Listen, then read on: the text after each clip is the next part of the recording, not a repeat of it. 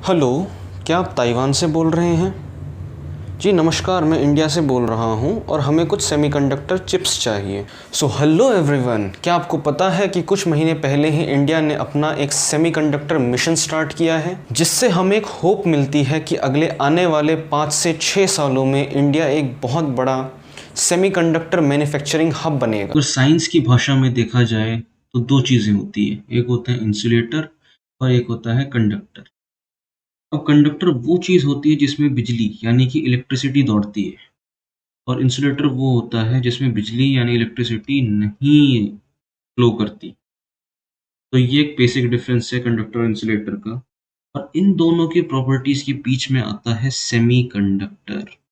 ये conductor as well as insulator दोनों के बीच की प्रॉपर्टी शो करता है।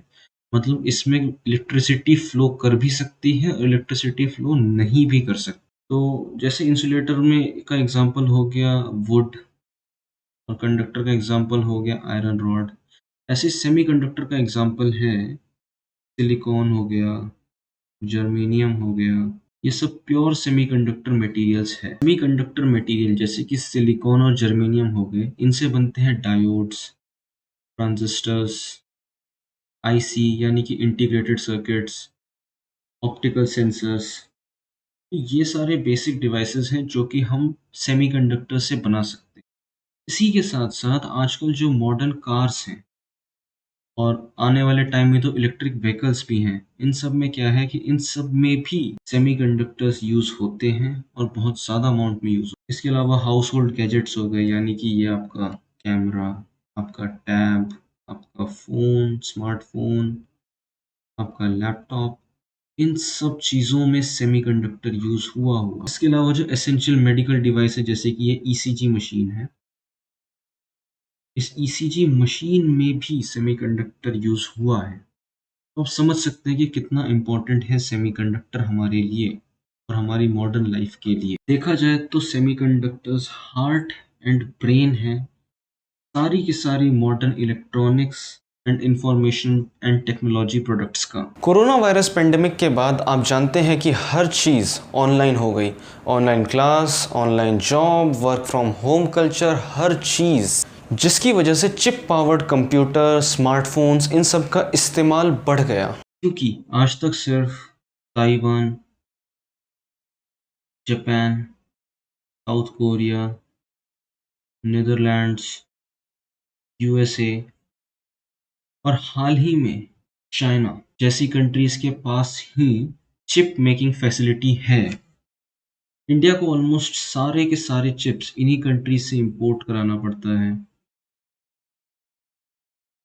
इंडिया ऑलमोस्ट 24 बिलियन डॉलर्स आज के टाइम पर स्पेंड करता है इन चिप्स को इंपोर्ट कराने के लिए इन कंट्री। पर अब बस, इंडिया ने भी शुरुआत कर दी है। इंडिया ने अपना 76,000 करोड़ का एक प्रोजेक्ट लॉन्च किया है, जिसके अंडर एक इकोसिस्टम बनाया जाएगा और उसके थ्रू सिर्फ चिप्स ही मैन्युफैक्चर किए जाएंगे। ये पैसा सपोर्ट के तौर पर दिया जाएगा इन्वेस्टर्स को, पर ये रास्ता इतना आसान नहीं होगा। तो पहला चैलेंज है हेवी इन्वेस्टमेंट रिक्वायर्ड।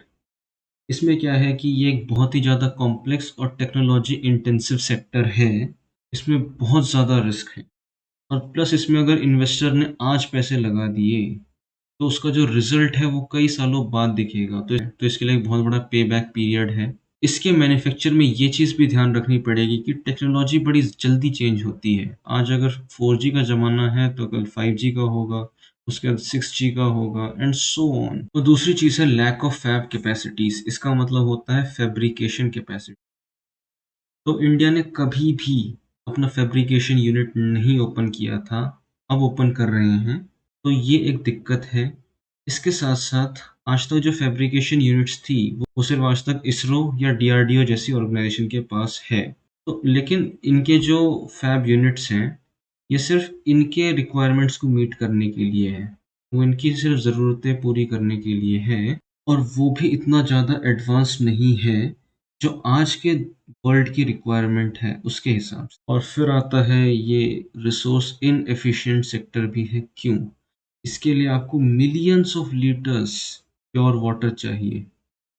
आपको एक बहुत बहुत ज़्यादा पावर सप्लाई चाहिए, आपको बहुत बड़ा लैंड चाहिए, इसी के साथ साथ आपको हाईली स्किल्ड वर्कफोर्स चाहिए, हाईली स्किल्ड इंजीनियर्स की टीम चाहिए। अब ज़रा सोचते हैं कि इंडिया इस प्रोसेस को स्पीड अप करने के लिए क्या क्या कर सकता है। पहली चीज़ है इकोसिस्टम बनाना। सारे एलिमेंट्स जो भी डिज़ाइन, टेस्टिंग से लेकर पैकेजिंग स्टेज तक चाहिए, उसके लिए सफिशिएंट फंड भी चाहिए।